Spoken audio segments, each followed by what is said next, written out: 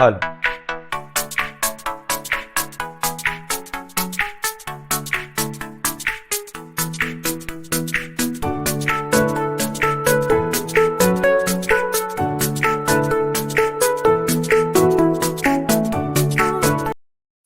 Hello and welcome everyone, this is professor Siddharth Surana. I hope you guys are doing good. मैं तो हमेशा मस्त रहता हूं। Welcome to amendment lecture for CA final direct tax May 21 which has become July 21 and November 21 exams, previous year 2021 assessment year 21-22 part 2 of the Hindi English mix version। ये Hindi English mix का second part है। English already 3 part में complete हो गया है, Hindi English का 1 part हो गया है। अभी हम लोग शुरू करेंगे second part of the Hindi English. हम देखते हैं अब कितना टाइम लगता है। Will try to complete it with in this second part, अगर पॉसिबल होगा तो, नहीं तो मैक्सिमम तीसरे पार्ट के अंदर हम इसको खत्म कर देंगे। लास्ट पार्ट के अंदर we finished up till NRI taxation. हम लोग order of our classroom text book index में जा रहे हैं। So we finished introduction with the new taxation regime, डीटीडबलए, cash loans and NRI taxation with the amendment of residential status. तो आगे बढ़ेंगे। Next chapter that we have chapter 12 special rates of tax. Income tax का जो chapter 12 है which is special rates of tax, इसी के अंदर आपके 111A वाले short term capital gain, 112A वाले long term capital gain, stock market वाले, ये सब इसी के अंदर आते हैं। इनफैक्ट आपके कैजुअल विनिंग्स के tax rates, everything comes in this only. So we are going to, let me open that page please, laptop hang हो गया था। हाँ, सेक्शन 115A इस चैप्टर का सबसे बड़ा, सबसे इंपॉर्टेंट सेक्शन, जिसके अंदर कुछ छोटे छोटे अमेंडमेंट है। सबसे पहले तो ये आपको याद होना चाहिए, this is a section for non resident and foreign company. याद रहे, special rate, specific assessee, specific income combo होएगा, then only it will be applicable. So non resident and foreign company, dividend income and share of profit from mutual fund अब taxable है, because 1034 and 1035 का exemption delete हो गया है, because DDT deleted, IDT deleted. So dividend distribution tax has been deleted, तो 1034 का exemption for share holder deleted, वो taxable होगा। Income distribution tax has been deleted, so 1035 का exemption for unit holder has been deleted, वो अभी taxable होगा। ये dividend income and share of profit from mutual fund resident के लिए तो आईएफओएस में नॉर्मल रेट पे टैक्स होगा, but for non resident it is going to be taxable now at a rate of 20%। In other words, dividend taxable हो गया, वो तो सबको पता है बाय नाउ। अब बहुत लेट हो चुका है ये जानने में, बस सबको पता है डिविडेंड टैक्सेबल हो चुका है बिकॉज डीडीटी अबॉलिश। लेकिन रेजिडेंट के लिए नॉर्मल रेट, नॉन रेजिडेंट के लिए dividend income and share of profit from mutual fund will be taxable at 20%। लेकिन अगर ये डिविडेंड बिजनेस ट्रस्ट से मिला है, dividend receive from business trust, तो उसके लिए 10% अलग से। देखिए, कंपनी जिसके अंदर बिजनेस ट्रस्ट ने इन्वेस्ट किया है, वो कंपनी बिजनेस ट्रस्ट को डिविडेंड देती है, फिर डिविडेंड डिस्ट्रीब्यूट होता है बिजनेस ट्रस्ट से अपने यूनिट होल्डर को। लास्ट ईयर तक वो कंपनी ना डीडीटी भर देती थी। Once that DDT was paid, whether it is SPV और नॉन एसपीवी, वो एग्जेम्प्ट होता था। But now the company will not pay DDT, तो उसमें नॉन एसपीवी वाला जो डिविडेंड है वो तो बिजनेस ट्रस्ट ही भरता है, एसपीवी वाला यूनिट होल्डर के लिए टैक्सेबल होगा। वो थोड़ा सा और डिटेल में जब हम चैप्टर नंबर 8 पे जाएंगे ना बिजनेस ट्रस्ट पे, तो थोड़ा और डिटेल के अंदर इसको बताने की कोशिश करूंगा। अभी के लिए इतना समझ लीजिए, नॉन रेसिडेंट को इंटरेस्ट फ्रॉम बिजनेस ट्रस्ट के लिए कंसेशनल रेट है। नॉर्मली इंटरेस्ट 20% पे टैक्सेबल होता है, but sometimes under 115A interest is taxable at 5%। Interest from infrastructure debt fund, Indian company long term borrowings approved agreement, interest paid to qualified foreign investor, उसी के अंदर interest from business trust होता है। तो ठीक उसी तरह डिविडेंड का भी नॉर्मल रेट 20 है, डिविडेंड म्यूचुअल फंड बोथ, लेकिन अगर डिविडेंड फ्रॉम बिजनेस ट्रस्ट है तो it is going to be 10%। So अगर मैं कंक्लूड करूं तो dividend income is now going to be taxable. First of all, resident के लिए नॉर्मल रेट, नॉन रेजिडेंट के लिए बिजनेस ट्रस्ट हुआ तो 10%, और कोई केस हुआ तो 20%, एंड म्यूचुअल फंड प्रॉफिट हुआ तो 20%। Share of profit from business trust 10%, मतलब dividend from business trust 10%, and company and mutual fund का 20-20 रहेगा। देन नेक्स्ट इनकम जो 115A में ही आती है, इंटरेस्ट इनकम, जिसके बारे में मैं अभी अभी आपको बोला, 20% is the normal rate of tax, मगर एक्सेप्शंस में 5% है। वही interest from infrastructure debt fund, interest from business trust, वो सब। उस एक्सेप्शन में एक नया आ रहा है, म्यूनिसिपल डेट सिक्योरिटीज से मिलने वाला interest will also be taxable at 5%। तो म्यूनिसिपल कॉर्पोरेशन ने अगर आपसे डेट सिक्योरिटीज से पैसा रेज किया है and you are non resident, mind you, all throughout don't forget, 115 A का जो सेक्शन है वो नॉन रेसिडेंट्स के लिए बना है, तो 5%। इन कंक्लूजन, नॉन रेसिडेंट का dividend income from business trust 10%, any other dividend या share of profit from mutual fund 20%, interest from municipal debt securities will go in 5%। Apart from that एक और amendment आया है जो आईएफएससी वाले cases होते हैं। अगर आपको याद होगा तो लास्ट ईयर भी एक अमेंडमेंट आया था, any unit in IFSC on और आफ्टर 1 सितंबर 19 अगर वहां से इंटरेस्ट मिल रहा था तो वो एग्जाम, मनीज बोरोड ऑन और आफ्टर 1 सितंबर 19 वो एग्जाम था। मगर ये निर्मला आंटी है, इनको कीड़ा खाया, ये बोलती है कि नहीं ये सिर्फ टिल 31 मार्च 20 रहेगा। मींस 1 सितंबर 19 से 31 मार्च 20 के बीच में अगर बोरोइंग है then it will fall in exempt case. अगर ये बोरोइंग स्टार्ट होती है 1/4/20 which is our exam year 2021, इस डेट से अगर चालू होगा तो एक और नया रेट, मतलब इंटरेस्ट इनकम के लिए सेक्शन 115A में पहले से 20% था, कोई एक्सेप्शनल केसेस में 5% वो 5 वाले में म्युनिसिपल डेट सिक्योरिटीज ऐड हुआ है, और अब एक नया कैटेगरी बन रहा है 4% इंटरेस्ट फ्रॉम आईएफएससी, जो अगर 1 सितंबर 19 से हो रहा था तो एग्जेम्प्ट होता था, but only if borrowed up to 31 March 20। From 1 April 20 वो टैक्सेबल होगा but at a concessional rate of 4%, मतलब टैक्स लगेगा बट स्टिल बेटर देन 20% और 5%, 4% के ऊपर it is going to be taxable. And ये last point is more of a clarification, आपको पता होना चाहिए जितने भी न्यू टैक्सेशन रेजिम के सेक्शन है, मैंने पहले बोला भी है एपिसोड 1 में, पार्ट 1 में भी बोला है, 115BAA, BAB, BAC, BAD new taxation regime respective assessees, अगर आपने ये ले भी लिया तो ये सब आपकी नॉर्मल इनकम के लिए होता है। अगर आपके टोटल इनकम में long term capital gain, casual winning, stock market कुछ भी है, that special income will always be taxable at special rate. Also, as a matter of clarification, special rate will always apply even if you opt for new taxation regime. So finally, what are the amendments? Dividend income business plus 10%, other cases dividend and mutual fund 20%, municipal debt securities से interest भी अभी 5% concessional में जाएगा, IFSC वाला अब taxable होने लग जाएगा लेकिन 4% के ऊपर उसके कंसेशनल रेट दी गई है, एंड न्यू रेजिम में भी it is going to be applicable. Next chapter in our index, DDT IDT buyback tax, वो अमेंडमेंट जो कब बार बार आपको बोल ही चुका हूं, DDT abolished, therefore 1034 also abolished, it will be taxable for the share holder under IFOS, resident के लिए normal rate and non resident के लिए 115A के अंदर 20, नॉर्मल वाला डिविडेंड 20 में ही रहेगा, खाली वो बिजनेस ट्रस्ट वाला 10 में जा रहा है। Likewise IDT is also abolished, consequently 1035 is also abolished, so mutual fund income will also be taxable under IFOS, फिर एक बार रेसिडेंट के लिए नॉर्मल रेट, नॉन रेसिडेंट के लिए 20%, और वो हम ऑलरेडी देख चुके हैं। Next chapter, let's talk about the chapter special economic zone. To be very honest, SEZ के चैप्टर में ये जो अमेंडमेंट दिख रहा है ना, this is not in reality SEZ का amendment, this amendment has taken place in a lot of chapters, और मैं आपको पहली बार कर रहा हूं इसलिए डिटेल में एक्सप्लेन कर रहा हूं। सब्सिक्वेंटली किसी और चैप्टर में जब भी ये अमेंडमेंट आएगा मैं इतना डिटेल में इसको नहीं बताऊंगा। तो अमेंडमेंट कुछ ऐसा है कि रिटर्न फाइलिंग की जो ड्यू डेट है फॉर पीपल अंडर ऑडिट, उनका जो 30 सितंबर है, first of all there is one change in assessment procedure, ये असेसमेंट प्रोसीजर का अमेंडमेंट है। 30 सितंबर is now going to become 31 October. और जो टैक्स ऑडिट की ड्यू डेट है, 44AB is the due date for tax audit. Tax audit की due date वाले सेक्शन में ऐसा लिखा है that tax audit has to be done up to 139(1) due date, 139(1) की ड्यू डेट तक आपको टैक्स ऑडिट करना है। तो ऑटोमेटिकली ऑफ कोर्स हमारा दिमाग बोलता है कि ये अगर चेंज होकर अक्टूबर बन गया है तो टैक्स ऑडिट का भी ड्यू डेट अक्टूबर बनना चाहिए, लेकिन हमारी गवर्नमेंट को ऐसा नहीं चाहिए।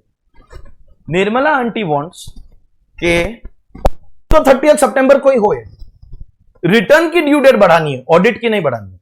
तो उन्होंने 44AB में भी अमेंडमेंट लाया और बोला this has to be 1 month before 139(1) due date, 1 month before 139(1) due date. और इसकी वजह से क्या होगा, रिटर्न का ड्यू डेट तो सितंबर चेंज होकर अक्टूबर हो जाएगा, ऑडिट का ड्यू डेट उससे 1 महीना पहले मतलब सितंबर ही रहेगा। अगर मेरे को इतना कॉम्प्लिकेटेड तरीके से आपको अमेंडमेंट नहीं बताना है और सिंपल तरीके से बताना, due date of tax audit and income tax return दोनों का सितंबर सितंबर सितंबर सितंबर सितंबर सितंबर, रिटर्न का ड्यू डेट अक्टूबर हो जाएगा लेकिन ऑडिट का सितंबर ही रहेगा। रिटर्न का ड्यू डेट अक्टूबर हो जाएगा, लेकिन audit has to be completed by 30th of September. ये आया है चेंज किधर, असेसमेंट प्रोसीजर में एंड पीजीबीपी में। रिटर्न का ड्यू डेट जो चेंज हुआ सितंबर से अक्टूबर, ये 139(1) का अमेंडमेंट है। और यहां पे सेम की जगह पे 1 मंथ का गैप, मतलब इसको सितंबर पे ही रखेंगे, ये पीजीबीपी का अमेंडमेंट। तो बाकी सब चैप्टर में क्या अमेंडमेंट है? हमारे इनकम टैक्स लॉ के बहुत सारे चैप्टर में सीए की रिपोर्ट लगती है। एसईजेड का deduction has been properly calculated, get a CA. आपका 80JJAA का जो न्यू वर्कमैन का डिडक्शन है properly calculated, get a CA का रिपोर्ट। बुक प्रॉफिट बराबर से calculated 115 JB, get a CA का रिपोर्ट। एडजस्टेड टोटल इनकम बराबर से कैलकुलेटेड है, गेट अ सीए। हर काम के लिए सीए का रिपोर्ट सब जगह पे लिखा था up to the 139(1) due date. What was written in those respective sections? You have to bring the CA report up to the 139(1) due date. वो तो अक्टूबर हो गया है, लेकिन ऑडिट तो सितंबर में ही रह रहा है ना। You understood that amendment I think. तो हमको सीए का रिपोर्ट ऑडिट के पहले चाहिए, और इसलिए इन सब सेक्शन में चेंज क्या है, instead of writing on or before 139(1) due डेट, we will now say on or before 44AB due date. पहले ये दोनों सेम थी तो फर्क नहीं पड़ता था, अभी गैप है ना दोनों में 1 महीने का। रिटर्न अक्टूबर, ऑडिट सितंबर, तो ऑडिट के ड्यू डेट के पहले चाहे वो एसईजेड का रिपोर्ट हो, चाहे आपका वो मैट का बुक प्रॉफिट का या एएमटी का एडजस्टेड टोटल इनकम का रिपोर्ट हो, चाहे फिर आपका वो 80JJAA का रिपोर्ट हो, चाहे आपका 80 IAC का डिडक्शन का रिपोर्ट हो, all this has to be up to the due date of audit instead of return. तो जैसे जैसे हम लोग आगे बढ़ेंगे वैसे वैसे हम लोग देखते जाएंगे इसको। That is one amendment which is not SEZ का amendment, it's a general amendment. Next chapter, taxation of business trust.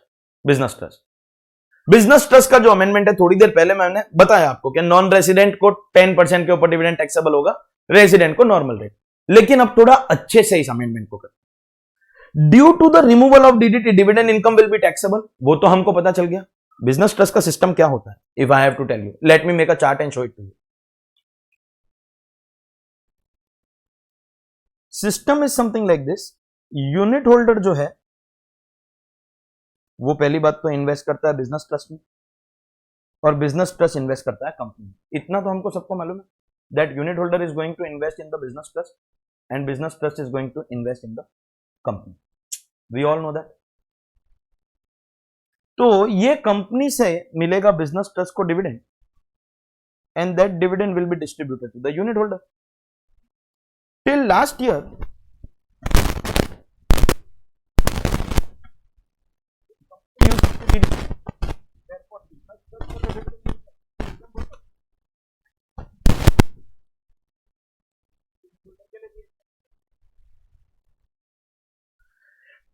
Year हमको सबको पता है कि एक बार अगर कंपनी ने डीडीटी भर दिया तो बिजनेस ट्रस्ट के लिए भी एग्जाम्प्ट होता था और यूनिट होल्डर के लिए भी एग्जाम्प्ट होता था।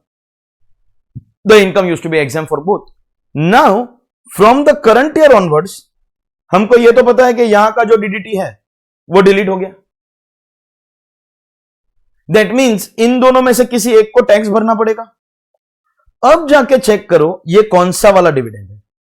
अगर ये नॉन एसपीवी वाला डिविडेंड है, this actually treatment is same as interest. आपको क्या इंटरेस्ट का टैक्स ट्रीटमेंट एग्जिस्टिंग प्रोविजन पता है?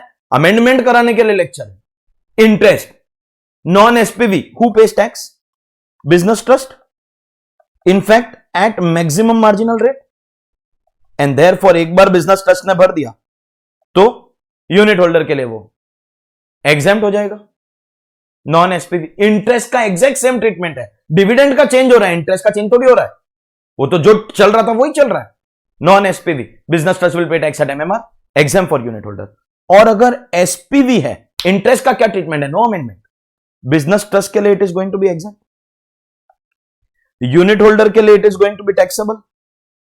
कौन से हेड के अंदर? आईएफओएस के अंदर। इंटरेस्ट का भी सेम है। Unit holder will pay tax on SPV interest, unit holder will pay tax on SPV dividend under IFOS. Resident होएगा तो normal rates, and non resident होएगा तो 10%। 10 है, यही वो डिविडेंड है जो अंडर सेक्शन 115 है, 10% में टैक्सेबल हुआ है। मतलब non SPV dividend, DDT remove होने की वजह से non SPV dividend business trust भरेगा, एमएमआर पे, and SPV dividend unit holder भरेगा अपने अपने रिस्पेक्टिव रेट के ऊपर। बस एक चीज खाली एक्स्ट्रा बतानी बाकी है, that this is going to be taxable for the unit holder only if the SPV has opted for the new taxation regime. वो BAA होएगा, मैन्युफैक्चरिंग कंपनी नहीं है ना, रियल एस्टेट या इंफ्रास्ट्रक्चर कंपनी होगा तो BAA हो सकता है। मतलब नॉन एसपीवी तो पक्का बिजनेस ट्रस्ट के लिए टैक्सेबल है और ये ट्रीटमेंट है, और ये नॉन एसपीवी की स्टोरी को मैं खत्म कर रहा हूं। अब मैं बात कर रहा हूं एसपीवी। एसपीवी मतलब business trust is holding controlling interest in the company. अगर इस एसपीवी ने न्यू रेजिम लिया है तो यूनिट होल्डर को ये टैक्स भरना है, नहीं तो ये भी नहीं भरेगा। मतलब कंपनी डीडीटी तो नहीं भर दी है, बिजनेस ट्रस्ट को टैक्स नहीं भरना है, उसके लिए एग्जेम्प्ट है। यूनिट होल्डर के लिए भी एग्जेम्प्ट हो जाएगा, यूनिट होल्डर के लिए भी। यूनिट होल्डर हैज टू पे tax only if the company has opted for the new regime. अगर कंपनी ओल्ड रेजिम में है तो उसका रेट ऑफ टैक्स ज्यादा रहेगा, तो यूनिट होल्डर को टैक्स भरने की जरूरत नहीं है। That is the change that has taken place here. So non SPV will be taxable for business trust at MMR and SPV will be taxable for the unit holder in the same manner and proportion जैसे हम बाकी की सारी income देखते हैं। Resident के लिए normal rate, non resident के लिए 115 है, only if the SPV has opted for new taxation regime is what I already told you. Taxation of investment fund, no amendments. Dividend stripping के अंदर डिविडेंड स्ट्रिपिंग वाला part निकल जाएगा 94(7) because exempt income रही नहीं है, तो जो सिर्फ बोनस स्ट्रिपिंग वाला 94(8) है उतना ही आपको पढ़ना है। 94(7) becomes removed or gets removed and 94(8) you have to study. Partnership firm के अंदर again there is no amendment, but charitable trust chapter में some massive amendments have taken place, specially as far as the registration is concern. वो registration वाली condition आपको मैं introduce कर रहा हूं और बाद में उसको मैं डिटेल में एक्सप्लेन भी करूंगा। पहले रजिस्ट्रेशन वाली कंडीशन क्या हुआ है शॉर्ट में अगर बोलूंगा तो, every charitable trust of the country, Kashmir to Kanyakumari, Gujarat to Arunachal Pradesh, सबका रजिस्ट्रेशन कैंसल, सबको नया रजिस्ट्रेशन लेना पड़ेगा। In the good old days क्या होता था, एक बार ना ट्रस्ट के नाम पे, चैरिटी के नाम पे लोगों ने रजिस्ट्रेशन करवा लिया, चैरिटी के नाम पे बीइंग ह्यूमन बना लिया। अब आप चैरिटी कर रहे हो कि नहीं कोई देखने नहीं आता, लाइफ टाइम रजिस्ट्रेशन। चैरिटी के नाम पे, चैरिटी को छोड़ के बाकी सब हो रहा है, nobody is there to check it. तो अभी हम क्या करेंगे, तेरा अभी तो तू पहले एक बार फ्रेश रजिस्ट्रेशन दे, सबके registration cancel, take fresh registration. तो जो एग्जिस्टिंग ट्रस्ट है उनसे पूछेंगे तुमने क्या किया इतने साल में बताओ, और ये अगर फ्रेश रजिस्ट्रेशन दे भी दिया, मान लीजिए कि कोई ट्रस्ट अच्छा काम कर रहा है, we are convinced, we give fresh registration. हर 5 साल में आपको रिन्यू कराना पड़ेगा। The registration of trust will be valid only for 5 years। Every 5 years you have to keep on renewing it. Big change that has taken place. But उस बड़े change पे जाने के पहले कुछ छोटी बातें कर लेते हैं। Any trust registered under 12AA, ये एग्जिस्टिंग सेक्शन या नया वाला सेक्शन 12AB जो मैं अभी आपको ओरली बोला, और हमारे इधर पॉइंट नंबर 4 में इसको डिटेल में डिस्कस करेंगे। नया वाला रजिस्ट्रेशन जो हर 5 साल से रिन्यू करना पड़ेगा, वो वाला are not eligible for section 10। ये हमको सबको मालूम है। इस चैप्टर के रजिस्टर्ड चैरिटेबल ट्रस्ट को सेक्शन 10 का एग्जेम्पशन नहीं मिलता है, except 10(1) that is agriculture income and 10(23)(c) that is educational and medical institution turnover up to 1 crore वाले।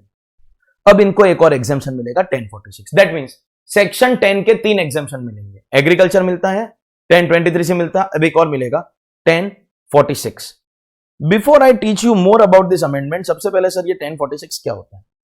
It is an exemption for any body, authority, board, trust, commission, भारी language है बे, BABTC, बाबटस, body, authority, board, trust, commission, which is established under an act, not doing commercial activity and notified in this regard। 3 condition है, established under an act, not doing commercial activity and notified। Sir कुछ नहीं समझा, कोई बात नहीं, example देता हूं। एक ऑर्गेनाइजेशन है NABARD, national bank for agriculture and rural development, एक पर्टिकुलर काम के लिए उसको बनाया है गवर्नमेंट। एक ऑर्गेनाइजेशन है UPSC, union public service commission, जो IAS वगैरह की एग्जाम्स लेते हैं, उसको एक पर्टिकुलर काम के लिए बनाया। ऐसी कोई भी body, authority, board, trust, commission जिसको गवर्नमेंट ने एक पर्टिकुलर काम के लिए बनाया, उसके लिए एक्ट बनाया, वो कमर्शियल एक्टिविटी नहीं करता है, specified, notified in this regard, तो उसकी इनकम एग्जेम्प्ट होती है। कौन से सेक्शन में? 1046। So what is 1046? इनमें से किसी ऑर्गेनाइजेशन का exemption. Is this a section 10 exemption? Yes. Do we know charitable trust को सेक्शन 10 के एग्जेम्पशन नहीं मिलते हैं? यस, दो मिलते थे। कौन से दो? एग्रीकल्चर 10(1) एंड 10(23)(c) अगर आप एजुकेशनल और मेडिकल इंस्टीट्यूशन 10(23)(c) का रजिस्ट्रेशन देते हो। अब एक और मिलेगा, तो टोटल में 3 एक्सेप्शन हो जाएंगे। Charitable trust will get 3 section 10 exemptions. Agriculture income 10(1), 10(23)(c) education medical institution and 1046 अभी अभी जो आपको बताया। ठीक है, मतलब ये बहुत सिंपल अमेंडमेंट है कि सेक्शन 10 में 2 की जगह पे 3 मिलेगा। लेकिन कोई कोई ट्रस्ट क्या करते हैं मालूम है? वो बोलते हैं ना, दोनों हाथ घी में डाल के रखते हैं, ऐसा कुछ, दोनों साइड से मलाई खाने का उसको। ये वाला भी रजिस्ट्रेशन लेता है, ये वाला भी लेता है। अब गवर्नमेंट बोलते हैं सुन बे, डिसाइड कर ले तेरे को क्या चाहिए, डिसाइड कर ले। Once you are approved under 10(23)(c) और 1046, 10(23)(c) में भी आपको अप्रूवल लेना पड़ता है, 1046 में भी आपका स्पेसिफाई ये नोटिफाई होता है, तो ही आपका काम होगा। तो आपका 12AA और 12A भी उस पीरियड में आप नहीं यूज कर सकते हो। ऐसा नहीं कि सर ये नहीं हुआ तो ये चलेगा, ये नहीं हुआ तो ये चलेगा। When you are in section 10, you cannot use section 11 का 15%। मगर मान लीजिए ऐसा भी तो हो सकता है किसी दिन आपका ये वाला अप्रूवल कैंसिल हो गया, सेक्शन 10 वाला। Is it possible? You can apply for fresh registration under 12AB। Of course अभी तो 12AA निकल जाएगा, नए जो भी रजिस्ट्रेशन होंगे सब 12AB में होंगे। So apply for fresh registration under 12AB। मगर एक कंडीशन याद रखना, आज के बाद जिंदगी में कभी तुमको 10(23)(c) और 1046 कभी वापस नहीं मिलेगा, कभी नहीं मिलेगा। You can come back in section 11 on the condition that we are forever willing to forgo 10(23)(c) and 1046। थोड़ा अच्छे से समझिए please. Once a trust is registered under this chapter, section 10 नहीं मिलता। What are the 3 exceptions? 10(1), 10(23)(c) और amendment है 1046। 3 हो गए एक्सेप्शन। इसमें 10(1) तो तुम जिंदगी भर ले लो, 10(1) का डिस्कशन खत्म। Agriculture income, complete immunity from income tax, 10(1) is over, उसका कोई डिस्कशन नहीं है। 10(23)(c), 1046 आपको उन दोनों सेक्शन के अंदर रजिस्टर होने पे मिलता है। एक बार आप वहां पे रजिस्टर हो गए तो फिर आपका ये वाला रजिस्ट्रेशन आप नहीं यूज कर सकते। You cannot use both registration simultaneously. Once you register over there, you cannot take registration over. ठीक है, 10 इज एनीवेज बेटर, क्योंकि यहां पे तो 100% एग्जेम्पशन है, तो यहां पे हम लोग ले रहे हैं। लेकिन किसी दिन सेक्शन 10 का रजिस्ट्रेशन कैंसिल हो गया तो देन वापस 11 में जाना पड़ेगा। जा सकते हो, कोई दिक्कत नहीं। You can again register under 12AB, जा सकते हो। लेकिन अब तुमको ये दोनों सेक्शन वापस कभी लाइफ में नहीं मिलेंगे। 10(1) मिलेगा, 10(1) में कोई दिक्कत नहीं। ये दोनों section you will never get ever again in your life. These 2 sections you will not be getting again. I hope we are clear in this regard. So charitable trust will get 3 exemptions under section 10, 10(1), 10(23)(c), 1046, which is an amendment. 10(23)(c) और 46 में register होते ही ये वाला registration नहीं use कर सकते। और अगर ये वापस चाहिए, क्योंकि वो कैंसिल होएगा तो ये तो चाहिएगा, ये वापस भी मिलेगा, लेकिन वो दोनों 10(23)(c) और 1046 लाइफ टाइम के लिए छोड़ दोगे तो ही मिलेगा। सेकेंड, चैरिटेबल ट्रस्ट का audit has to be done up to tax audit due date instead of return filing due date. That same amendment has taken place over year also. वो amendment के बारे में आपको ऑलरेडी बता दिया। And तीसरा, जैसा कि मैं आपको बोला, ओरली बोला, every charitable trust will have to now take fresh registration, और हर 5-5 साल से उनको रिन्यू कराना पड़ेगा। इसका पूरा का पूरा नया प्रोसीजर 12AB के अंदर दिया हुआ है। इजी है, एक एक करके पढ़ने की कोशिश करते हैं। ऑल एग्जिस्टिंग रजिस्टर्ड ट्रस्ट बोल दिया आपको, will have to make application for fresh registration within 3 months from introduction of this section. ये आया था 1 जून से, 3 महीना मतलब जुलाई, अगस्त, सितंबर। लेकिन बिकॉज ऑफ कोविड उसको कॉन्स्टेंटली सर्कुलर निकाल के सीबीडीटी एक्सटेंड करते गई।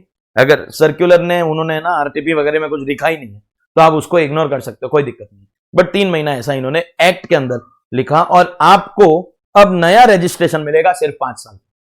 पहले जैसे लाइफ टाइम नहीं मिलेगा, 5 साल के लिए। और सीआईटी ये ऑर्डर पास करेगा with in 3 months from the end of the month in which you make your application. तो कश्मीर से कन्याकुमारी, गुजरात से अरुणाचल, जितने भी ट्रस्ट है सब एक नया रजिस्ट्रेशन करेंगे, और वो 5 साल के लिए ही वैलिड रहेगा, अनलाइक अर्लियर जो लाइफ टाइम होता। ये है पहला point. Second, is it possible कि मैं कोई एग्जिस्टिंग ट्रस्ट नहीं हूं जिसका कैंसिल होकर नया लेना, मैं नया ही ट्रस्ट हूं, मैं पहली बार रजिस्ट्रेशन करवा रहा हूं। Any newly form trust at least 1 month prior to, ध्यान से देखो, commencement of previous year. Previous year चालू होता है 1 अप्रैल को, मतलब तुमको 1 मार्च के पहले अप्लाई करना पड़ेगा। अगर तुम 1 मार्च के पहले अप्लाई नहीं करते हो तो ये वाला प्रीवियस ईयर चला जाएगा तुम्हारा, फिर अगले साल से तुमको मिलेगा, पूरा साल चला जाएगा तुम्हारा. You will not get your registration. You have to apply at least 1 month before the commencement of previous year. यहां पे आपको मिलेगा प्रोविजनल रजिस्ट्रेशन. देखिए, इस ट्रस्ट को हम पूछ सकते हैं, भाई तूने क्या काम किया बता. इसको क्या पूछेंगे, ये तो नया है, इसको क्या पूछेंगे. तो यहां पे CIT will grant temporary registration. ये खाली 3 साल के लिए वैलिड रहेगा, क्योंकि आप इन 3 साल में अपनी एक्टिविटीज चालू करो, फिर हमको बताओ कि हम अच्छा काम कर रहे हैं, तो तुम्हारे प्रोविजनल रजिस्ट्रेशन को प्रॉपर रजिस्ट्रेशन में कन्वर्ट कर देंगे. फिर वो एक इस टाइप का ट्रस्ट बन जाएगा और हर 5-5 साल से रिन्यू कराता रहेगा. सिंपल. लेकिन नए ट्रस्ट के लिए पहला जो रजिस्ट्रेशन होगा वो प्रोविजनल रजिस्ट्रेशन, जिसका वैलिडिटी 3 साल, and CIT will pass this order 1 month from the end of the month of application. Now ये 5 साल के बाद में एक्सपायर होने वाला है. Any trust whose registration is due to expire, मतलब ये पॉइंट 1 में जो ट्रस्ट है उसका 5 साल बाद का फ्यूचर पहले से बता रहा है. आज तुमने फ्रेश रजिस्ट्रेशन ले लिया, 5 साल बाद वो एक्सपायर होगा, because now we know registration is valid for 5 years. Then you will have to make an application at least 6 months before such expire. 6 months मतलब अगर आपका रजिस्ट्रेशन 5 साल बाद समवेयर इन 26-27 एक्सपायर हो रहा है, तो उसके कम से कम 6 महीना पहले आप अप्लाई कर दो. हमको टाइम चाहिए, हमको टाइम चाहिए. लाइकवाइज अगर आपका provisional registration is about to expire, जो ये वाले ट्रस्ट है, मतलब पॉइंट 1 में जिसका रजिस्ट्रेशन एक्सपायर होने वाला है वो पॉइंट 3 में आएगा, एंड पॉइंट 2 में जिसका रजिस्ट्रेशन एक्सपायर होने वाला है वो पॉइंट 4 में आएगा. 1 will continue at 3, 2 will continue at 4. और या फिर आपने एक्टिविटी चालू कर दी. देखो, जब आपको दिया था तब आपने कुछ भी काम नहीं किया था, आप एक्टिविटी चालू करने का सोच रहे हो, कम से कम 6 महीना पहले, एक्सपायरी ऑफ प्रोविजनल रजिस्ट्रेशन या कमेंसमेंट ऑफ एक्टिविटीज, उन दोनों में से जो अर्लियर है उसके 6 महीने पहले आपको अप्लाई करना पड़ेगा. इन other words, apply for fresh registration at least 6 months before you start planning your activities.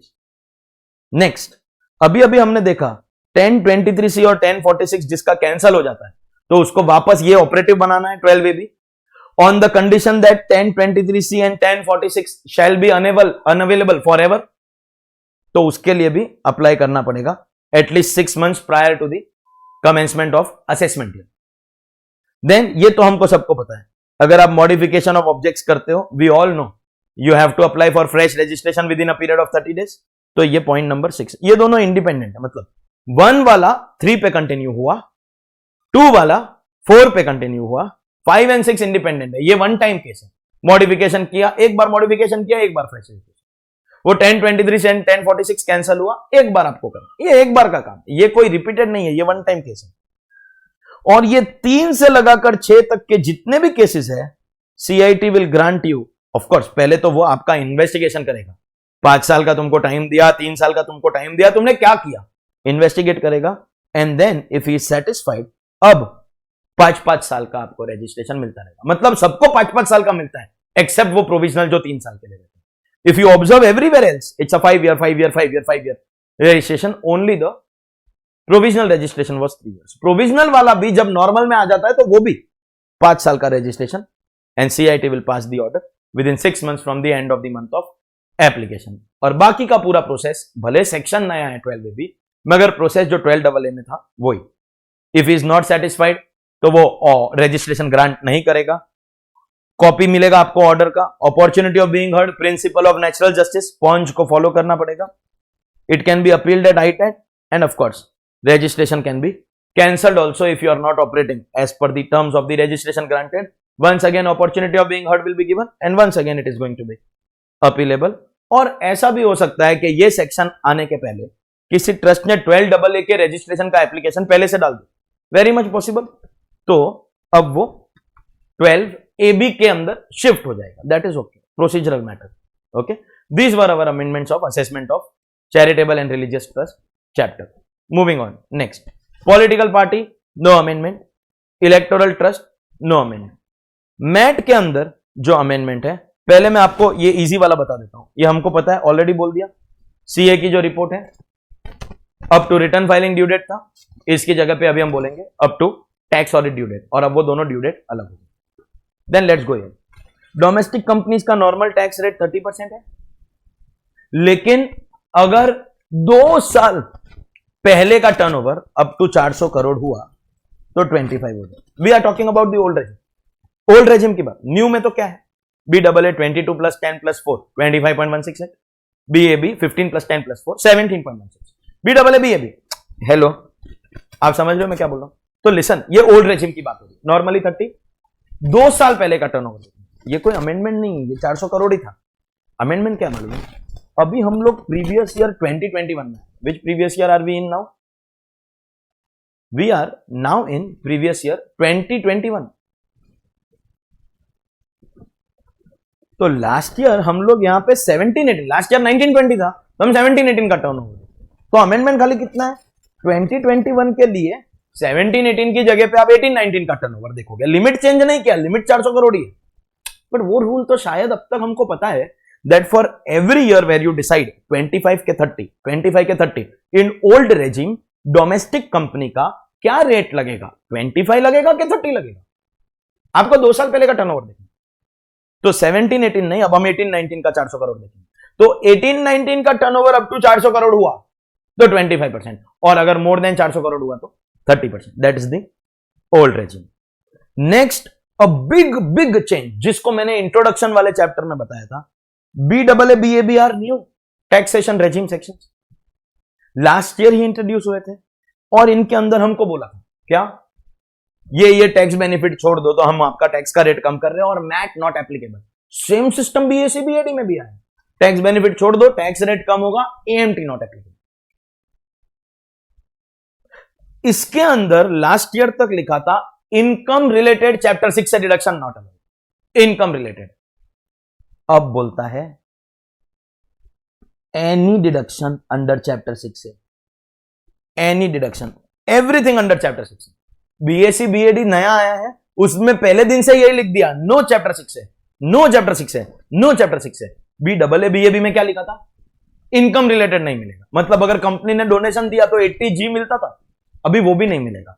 You have to forgo all deductions under chapter 6 से। चैप्टर 6 से का आपको एक भी डिडक्शन नहीं मिलेगा, एक्सेप्ट 80JJAA, वो वहां पे भी था नौकरी देने के लिए, 80LA वो IFSC के लिए, 80M खुद एक नया सेक्शन है, 80M खुद एक अमेंडमेंट है।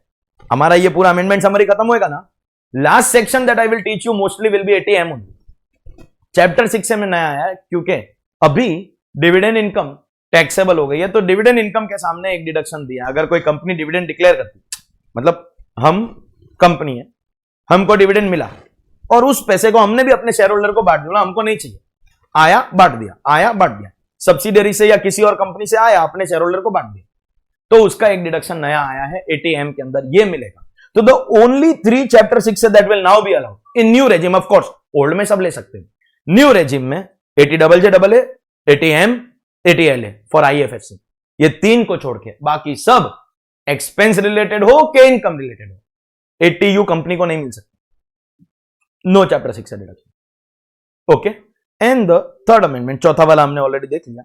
Third amendment, do you know 115 BAB is for manufacturing companies, newly incorporated manufacturing companies. 15 plus 10 plus 4 17 ridiculously low rate है भाई, और मैट भी not applicable, of course tax benefit छोड़ने पर। इन्होंने अब बोला है कि एक लिस्ट ऑफ कंपनीज, इंडस्ट्रीज दे रहे हैं, ये मैन्युफैक्चरिंग के डेफिनेशन में नहीं आएंगे, they will be excluded from the definition of manufacturing. हमको कुछ इंडस्ट्रीज को मैन्युफैक्चरिंग के डेफिनेशन से डिलीट करना है। कौन सा? Computer software. देखने में ऐसा लगेगा नया बनाया, कुछ भी नया बनाते मतलब मैन्युफैक्चर ही हुआ ना। What is manufacturing? To make something new. Software बनाना होगा, तुमको लगता होगा manufacture, input process output, input output का आइडेंटिटी अलग होता है तो मैन्युफैक्चर होता है। हमको नहीं लगता है कि सॉफ्टवेयर मैन्युफैक्चरिंग एक्सक्लूडेड। माइनिंग, तुम बोलेगा सर हम petroleum, natural gas, stone, coal mining कर रहे हैं, हम नेचुरल रिसोर्सेज एक्सट्रैक्ट कर रहे हैं, लेकिन BAB के लिए not included. Conversion of marble blocks into slabs, वही स्टोन माइनिंग करते हैं हम लोग, तो उनको अपने शेप के हिसाब से कट करके पॉलिश करके सेल करते हैं ना मार्बल के शॉप ओनर्स, ग्रेनाइट वाले। होगा तुम्हारे लिए मैन्युफैक्चरिंग होगा, 115 BAB पर्पस के लिए मैन्युफैक्चरिंग नहीं होगा। Bottling of gas into cylinder, घर पे जो एलपीजी गैस के सिलेंडर होते हैं, व्हाट इज इट? टंकी के अंदर लिक्विड होता है, बाहर निकलता है गैस बन के, तो इनपुट प्रोसेस आउटपुट अलग है, but not manufacturing for the purpose of 115 BAB। Printing of books additional depreciation के लिए तो इसको मैन्युफैक्चरिंग माना गया, कोर्ट केस है that printing of books is manufacturing for the purpose of additional depreciation, but for this concessional tax rate of 17.16 ये manufacturing नहीं है। प्रोडक्शन ऑफ सिनेमेटोग्राफिक फिल्म, यही अपने धर्मा प्रोडक्शन, यशराज, इनको लगता होगा कि हम लोग मैन्युफैक्चर करते हैं क्या? सिनेमा। जब तक देश में सिनेमा है लोग पागल बनते रहेंगे।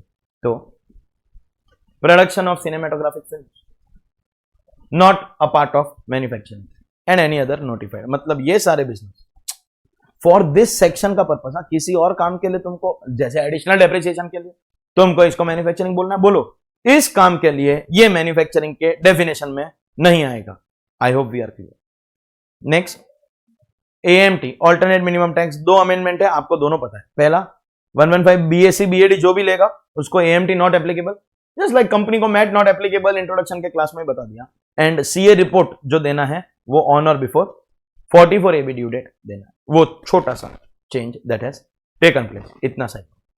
Moving on, next chapter that we have income tax authorities and their powers, IT authorities and their powers. This is an amendment जो एग्जाम के लिए नहीं काम का है लेकिन प्रैक्टिकल लाइफ में काम का है। CBDT will release something called a tax payer charter, जिसमें रूल्स रेगुलेशन सिस्टम जो है ना इनकम टैक्स के काम करने के सिस्टम में बदलाव लाएंगे, प्रोटोकॉल सेट करेंगे, कौन किसको नोटिस भेजेगा, कैसे बुलाएंगे, कैसे नहीं बुलाएंगे, how faceless things will be given effect to, everything will be given in the taxpayer charter. CBDT इसको रिलीज करेगी। ओके, सो प्रैक्टिकल इंप्लीमेंटेशन के लिए काम का है, एग्जाम इंप्लीमेंटेशन के लिए कोई काम का नहीं। Next chapter that we have search, seizure and सर्वे।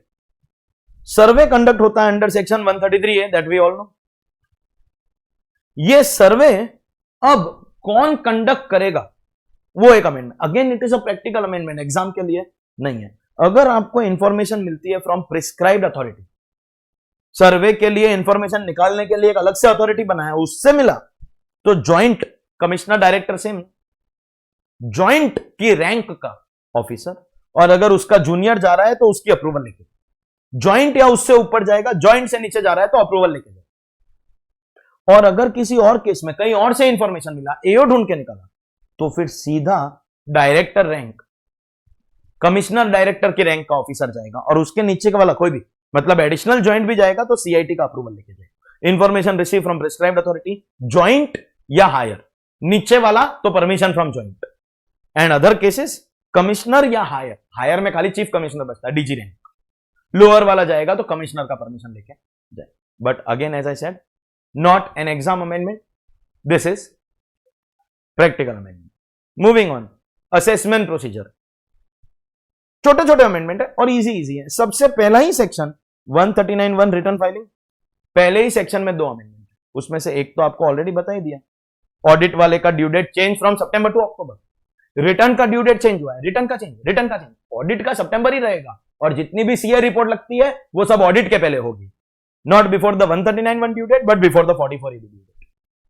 तो yes, the due date of return filing for audit cases is now changed from September to October. और इसी सेक्शन 139(1) में सेकंड चेंज, अगर एक फर्म को टैक्स ऑडिट लगता है, if the books of accounts of a firm are under tax audit, तो उसका भी of course September will change to October, assuming it is not covered under transfer pricing, नहीं तो नवंबर लगता है, स्टोरी खत्म हो जाती है, assuming not a transfer pricing case. तो फर्म का ड्यू डेट भी क्या सितंबर से अक्टूबर बदला है, यस और नो? क्या आपको यह याद है एग्जिस्टिंग रूल के अंदर working partner of a firm covered under audit, working partner of a firm covered under audit का ड्यू डेट वही सितंबर होता था, जो ऑफ कोर्स अभी अक्टूबर बन गया, ऑफ कोर्स, क्योंकि ये पहला वाला चेंज तो हम ऑलरेडी पढ़ लिया। अब सुनिए, ये वर्ड जो वर्किंग पार्टनर है ना, वर्किंग, ये वर्ड अब डिलीट होगा, and in other words there will be no distinction between working and sleeping partner, दोनों का ड्यू डेट वो जो सितंबर से चेंज होकर अक्टूबर हो गया। मतलब if firm has tax audit, तो वर्किंग पार्टनर को सितंबर का ड्यू डेट, जॉब अक्टूबर हो गया है, पहला वाला अमेंडमेंट समझ गया ना, सितंबर का ड्यू डेट अक्टूबर में, तो वर्किंग पार्टनर का भी सितंबर अक्टूबर बनेगा, लेकिन सिर्फ वर्किंग का नहीं, स्लीपिंग पार्टनर भी साथ में आएगा. So the second amendment is working sleeping के बीच का difference cancel. All partners of firm covered under tax audit, उनका ड्यू डेट 31 अक्टूबर, और वो ऑडिट का ड्यू डेट ही सितंबर की जगह पे अक्टूबर होगा. Next, in case of LLP and company, any authorised person can now verify the LLP बोल रहा हूं, वो कैन वेरीफाई दी आरओआई. तो स्मॉल लिटिल अमेंडमेंट, कोई बड़ी चीज नहीं है, कोई भी प्रिस्क्राइब पर्सन, वैसे भी अभी वेरिफिकेशन ओटीपी बेस्ड है, इसके लिए इतना ज्यादा इसमें कोई मगजमारी करना नहीं. अगला जो अमेंडमेंट आया है, ये सेल्फ असेसमेंट टैक्स का सेक्शन है 140A, उसमें आया है. डिमांड नोटिस का सेक्शन है 146, उसमें आया है. टीडीएस का एक सेक्शन है 192, टीडीएस ऑन सैलरी, और टीडीएस का एक और सेक्शन है 191. जब भी पेयर टीडीएस नहीं काटता तो पेई को खुद को टैक्स भरना पड़ेगा. Pair failed in his duty, तो उसको इंटरेस्ट, पेनल्टी, प्रोसिक्यूशन सब कान के नीचे लाफा मारेंगे उसको, लेकिन आपको टैक्स भरना पड़ेगा. वो डायरेक्ट पेमेंट आता है 191. What is 191? If pair does not deduct TDS, पेई स्टिल हैज टू पे टैक्स, वो 191. और यहां पे एम्प्लॉयर डिडक्ट करता है 192 में. 4 सेक्शन में ये सेम अमेंडमेंट है, 191, 192, self assessment tax 140A and demand notice 156. पहली बार करा रहा हूं, बाकी 3 में फिर नहीं कराऊंगा. If you are an employee of a startup, startups are covered under 80 IAC. वो 80 IAC में भी 2 अमेंडमेंट आए, वो भी डिस्कस करेंगे बाद में.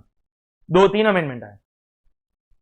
If you are an employee of startup और आपको मिले हैं sweat equity shares, ESOP. Sir क्यों?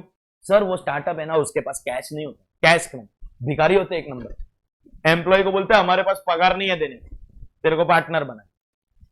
स्टाइल है, पैसा है ही नहीं तो कैसे देगा पगार. तो जैसे ही किसी एम्प्लॉय को स्वेट इक्विटी अलॉट होता है, that is basically perquisite.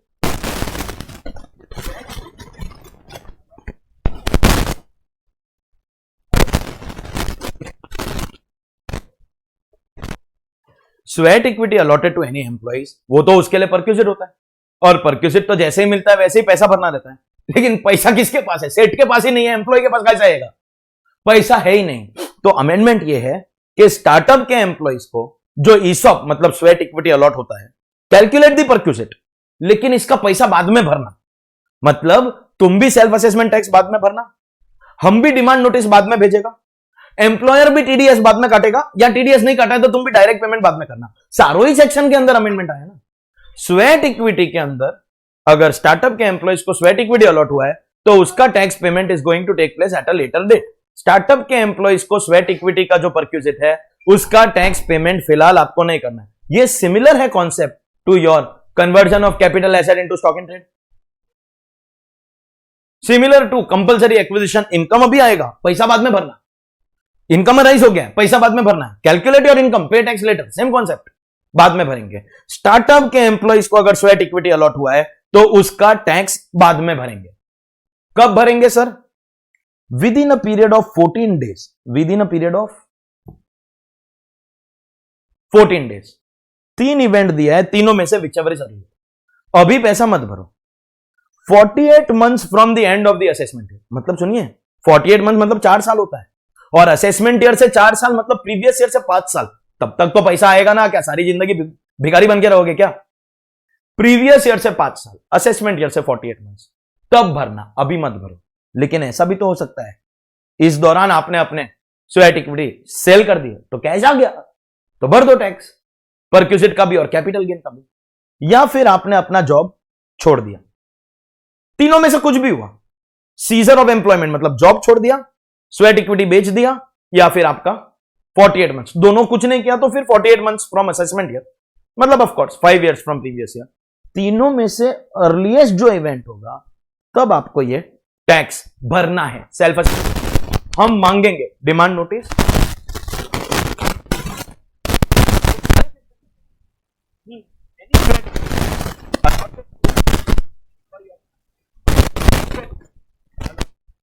Employ, any sweat equity allotted to employee of startup, उसको फिलहाल पैसा नहीं भरना है, वो पैसा बाद में भरेगा। कब भरेगा सर?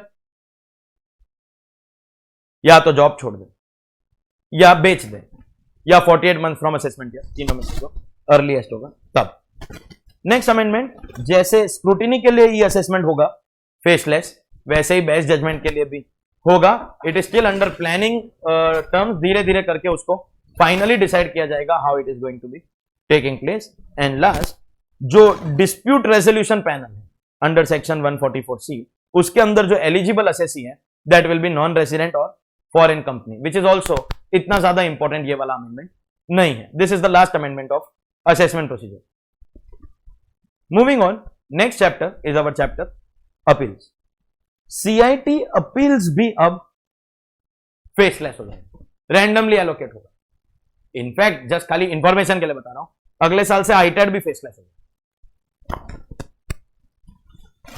ट्रांसपेरेंसी, एफिशिएंसी, अकाउंटेबिलिटी, चाहे TEA, transparency, efficiency, accountability.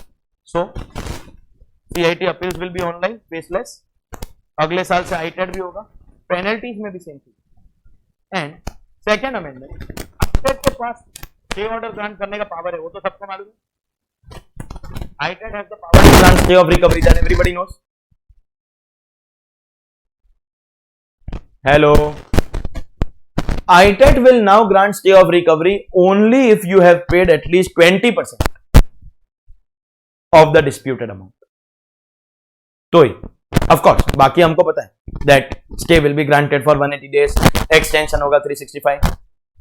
Other things we know, but only if you have paid 20% of the disputed amount, then only ITET will grant you stay order. Revision में, ITSC में, AAR में, टनिश tax scheme में कोई भी amendment नहीं हुआ है। Penalties के चैप्टर में कुछ 3-4 छोटे मोटे अमेंडमेंट हुए। Let's see what those amendments of penalties chapter are. 273B, ये क्या है? No penalty if reasonable cause, which is not available for 270A, 271AAB, 271AAC, because these were cases of concealment. अब साथ में 271AAD में भी आपको ये रीजनेबल कॉज वाला फैसिलिटी नहीं मिलेगा। The facility of reasonable cause will not be available for 271AAD also, जो खुद एक नया सेक्शन है। कंसीलमेंट वाले केसेस के लिए एक नया सेक्शन आया है पेनल्टी का, 271AAD। वो सेक्शन में आपको पॉइंट नंबर 2 में कराऊंगा, बहुत बड़ा सेक्शन, लेकिन ये भी एक केस ऑफ कंसीलमेंट है, ये मैं आपको पहले ही बता देता हूं। तो इसलिए 273B का जो facility, no penalty if reasonable cause, that facility is now not going to be available. So what are the sections? 270A underreporting, misreporting, 271AAB search cases, 271AAC जो आपके 115BBE का tax था, 60% plus 25 surcharge, 4% HEC, वो वाले के ऊपर जो 10% penalty लगता है। और उसके साथ साथ अब 271AAD में भी आपको फैसिलिटी नहीं मिलेगा। सर क्या है ये? शॉक लगेगा आप लोग में से जितने भी लोग अकोमोडेशन की एंट्रीज का काम करते हैं। ये तने कमीशन का चेक चाहिए, तेरे को कमीशन का चेक चाहिए, किसी को प्रोफेशनल फीस का चेक चाहिए, हम चेक देके कैश वापस लेते हैं, फेक परचेस के सेल्स के बिल बनाते। मेरे को इनकम दिखाना है, आपको एक्सपेंस दिखाना है। सीए दोनों के बीच में एजेंट एक्ट करता है, जिसको इनकम दिखाना है उससे भी कमीशन लेता है, जिसको एक्सपेंस दिखाना है उससे भी कमीशन देता है। ये जितनी भी हम लोग बोलते हैं ना कि सैलरी का चेक लेता हूं मैं, अरे लेता हूं नहीं, तू काम करेगा तो सैलरी का चेक, नहीं तो तेरी इनकम भी फेक है और उसका एक्सपेंस भी फेक है। ये सारे लोग, if it is found that you have passed any false entry और any omitted entry, false entry या omitted entry, then the penalty shall be equal to the amount of such entries. In other words, 100% penalty. मतलब अगर हमने आपको पकड़ा, क्या आपने, मैंने मेरे को प्रोफेशनल फीस का इनकम दिखाना है, आपका बड़ा बिजनेस है, आपको एक्सपेंस दिखाना है, आपने 5 लाख रुपए का मेरे को प्रोफेशनल फीस का चेक दिया, मैंने आपका काम नहीं किया, मैं आपको कैश वापस दूंगा, खाली आपको एक्सपेंस दिखाना है, मेरे को इनकम दिखाना है, तो मेरे पे और आप पे दोनों पे 5-5 लाख का पेनल्टी लगेगा, 100% ऑन बोथ पार्टीज। और अगर किसी पर्सन ने इस काम में सपोर्ट किया, जैसे मैंने आपको बोला, CA generally acts as an agent between the two parties, तो उसके ऊपर भी लगेगी 100, मतलब तीसरे वाला बीच वाले आदमी पे भी लगेगी। एंट्री दे रहा है उस पर भी लगेगी, एंट्री ले रहा है उस पर भी लगेगी, और ये जो बीच वाला आदमी है उस पर भी, तीनों के ऊपर 100% penalty. And they have explain false entry का मतलब क्या होता है। फॉल्स डॉक्यूमेंट्स करते हैं ना हम लोग, फॉल्स परचेस के बिल, फेक बिल बनाते हैं, false piece of documentary evidence, ऐसा अगर आपने कुछ भी किया, फेक बिल बनाया तो। Invoice in respect of supply और रिसीट, मतलब सेल परचेस दोनों हो गया, ऑफ गुड्स और service, goods service sale purchase सब कुछ cover by the person without actual receipt. यही तो एग्जांपल है। इंटरेस्ट का चेक देते हैं, कैश वापस लेते हैं, प्रोफेशनल फीस का, सैलरी का, कमीशन का चेक देके कैश वापस लेते हैं, वही तो है विदाउट एक्चुअल ट्रांजैक्शन। और इससे एक लेवल ऊपर के लोग, transaction with a person who does not exist, भूत के साथ में ट्रांजैक्शन। ये जितने भी फेक बिल वाले लोग हैं, गिवर, टेकर एंड सपोर्टर, तीनों के ऊपर 100% पेनल्टी। इसको बोलते हैं हैशटैग ठग लाइफ। ना ना ना ना ना ना ना ना ना ना ना ना ना ना, समझा? Very good. Next amendment that has taken place, section 271 के with effect from 1 June 2020। Section 35 के अंदर डोनेशन रिसीव करता है कौन? कॉलेज, एसोसिएशन, यूनिवर्सिटी, कंपनी भी होती है, कंपनी भी होती है। 35(1)(2)(a) में कंपनी को भी डोनेशन मिलता है। एंड सेक्शन 80G में किसको डोनेशन मिलता है? ट्रस्ट को। इन सब केसेस में इफ यू रिमेंबर थोड़ा थोड़ा, सेक्शन 35 हो चाहे सेक्शन 80G हो, जो भी डोनर होता है that donor gets deduction, whether 80G और सेक्शन 35 डोनर को डिडक्शन मिलता है। मतलब कॉलेज, एसोसिएशन, यूनिवर्सिटी, ट्रस्ट को डोनेशन मिल रहा है और डोनर को इन रिस्पेक्टिव सेक्शंस में उसका डिडक्शन। तो अब ये कॉलेज, एसोसिएशन, यूनिवर्सिटी, ट्रस्ट को एक स्टेटमेंट फाइल करना पड़ेगा which contains details of the donors. अगर आपको टीडीएस रिटर्न के कॉन्सेप्ट के बारे में नॉलेज है तो ये पूरा का पूरा सेम कॉन्सेप्ट।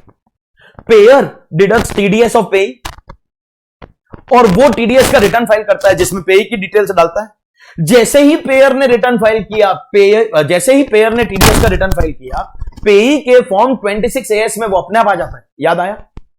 पेई का form 26AS starts reflecting that. मतलब एक जन ने वो स्टेटमेंट फाइल किया और दूसरे को उसका क्रेडिट मिल गया, 1-to-1 मैचिंग। अब वो कॉन्सेप्ट हम डोनेशंस में भी लाएंगे।